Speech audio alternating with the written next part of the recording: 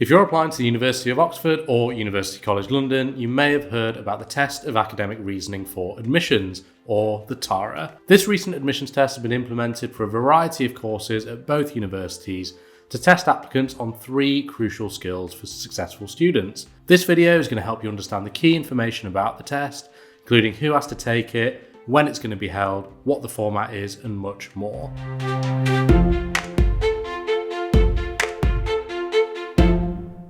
If you want to learn about the Oxford and Cambridge admissions process, be sure to download the Big Book of Oxbridge Applications, our definitive start guide to Oxford and Cambridge. As well as details about the TARA, you'll also learn about Oxbridge colleges, personal statements, interviews, and much more. This book's available to download for free, so get your copy today, links in the description below. So, let's start by understanding who this test is actually for. The Test of Academic Reasoning for Admissions was introduced in 2025 by UAT UK, which is a subsidiary of Pearson VUE. This test was initially introduced exclusively for UCL, but the University of Oxford announced that in early 2026 it would also be adopting the test as a replacement for its previous in-house assessment, the Thinking Skills Assessment. The TARA isn't a subject-specific test, so it can be used in a wide variety of contexts. So far, Oxford and UCL have each used the test for a varied selection of courses, mostly in humanities and social sciences. At Oxford, the test has been introduced to all courses that previously used the TSA,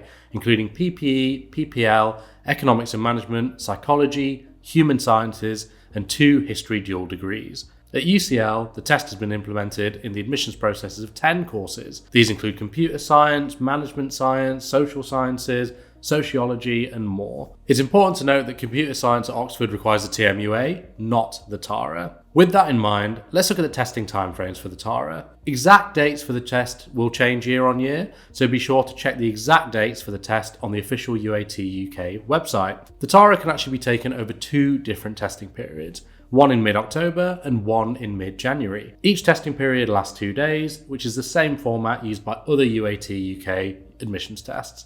You'll be able to select one of the available dates that you would like to take the test on after you register your UAT UK account. This is absolutely essential in order to actually get a testing slot. For those only applying to UCL, you'll be able to choose which testing period you want to take the test on, but for those applying to Oxford, either alongside UCL or by itself, only the October testing period will be available to you. This is because Oxford's earlier application deadline on the 15th October means that you have to get the test completed by then. As far as we can tell, there's no specific advantage or penalty for taking the TARA in either testing period, so the choice of date is really down to your own personal preference. You may want to get it over and done with, or you might want to spend more time preparing. So these periods give you the option to do either. Sitting the TARA does unfortunately require a fee, which will be payable when you book your testing slot. Candidates from the UK or the Republic of Ireland will need to pay £75, while candidates from anywhere else will be charged £130. Now, let's take a look at what you can actually expect to see in the TARA.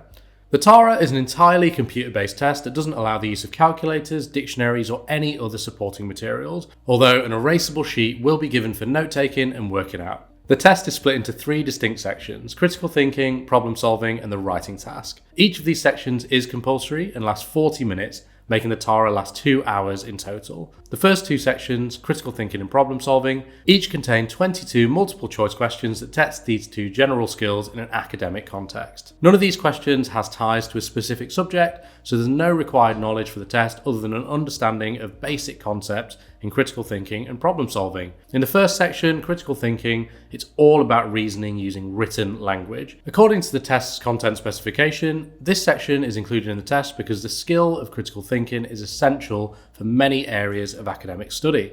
Each question is structured around a written scenario or passage of text, followed by a question relating to it. The question may ask you to identify content within the test, such as assumptions, intentions, or flaws, or you may be asked to highlight statements that would strengthen or weaken an argument made within the text. Each question is presented as a multiple choice question with 5 options being available for each. This question structure is seen in similar exams that test critical thinking skills, so this isn't particularly unique compared to other admissions tests with a similar question style. Moving on to the problem solving section, which is another multiple choice subtest. Within the test specification, we can see that test takers will need to have skills in the following areas to be successful: number concepts, numerical operations, quantities, space and spatial reasoning, and tables and graphs. This essentially means that you're going to need to be skilled in basic numeracy, geometry, data interpretation, and units of measurement, which are all very low-level topics. Questions are fairly similar to those seen in the critical thinking subtest, with context provided to frame the actual question. Some questions will just feature text, while others are going to include a table of data, a chart, or a graph. Once again, you'll have 5 answer options to choose from, though since these questions require mathematics, these options may help you to work backwards if you're struggling to find the answer normally. Lastly, we have the writing task. This section differs from the other two as it's not a collection of multiple choice questions. As the name suggests, candidates are going to need to write their answer in the form of a short essay, limited to just 750 words. Candidates have a choice of 3 prompts which will cover a variety of topics. The available prompts are going to cover a wide variety of formats and topics, but each one will ask the following 3 questions. Explain what you think is meant by this statement. Give a reasoned argument against the statement. To what extent do you agree with the statement? You won't be expected to have an in-depth understanding of the topics that you're discussing, though it's always better to write about something that you actually do understand. As stated before, supporting materials like dictionaries and spell checking software are not going to be permitted. So that is the format of the TARA. So how is the test actually scored? For the critical thinking and problem solving sections, candidates are going to be given a score on a scale between 1 and 9, reported to 1 decimal place. This score is calculated based on your raw marks in each section, although we don't have a conversion table for this yet. Meanwhile, the writing task isn't marked in an official capacity. Instead, it's given to the admissions teams at your respective universities for review. Your scores will be made available to you 4 weeks after the testing period via your UAT UK account, while Oxford and UCL will be sent your results automatically. So, how should you go about actually preparing for the TARA?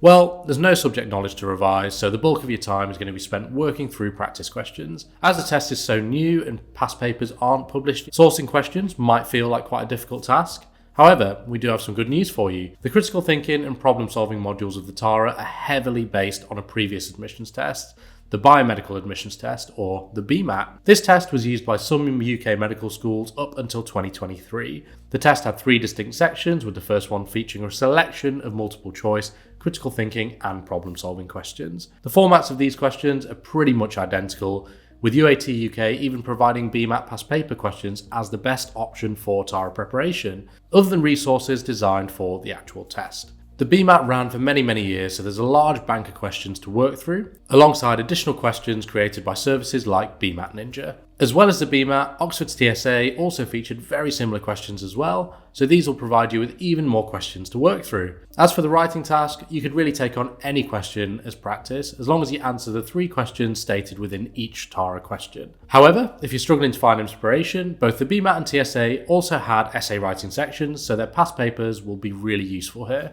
Of course, these should be used alongside materials designed specifically for the TARA. The official materials from UAT UK are currently very limited, so you may need to consider third-party question banks such as TARA Ninja, which provide even more practice questions and worked solutions. So for now, that's all you need to know about the TARA. We hope this video has helped you feel prepared for the admissions test, whether you're applying to Oxford, UCL, or both. Be sure to subscribe, and we'll be covering even more details about the TARA and the rest of the Oxford and UCL application processes in the coming months and years. Also, be sure to download the Big Book of Oxbridge Applications for free to learn about the full Oxbridge application process. The link for this is available in the description below.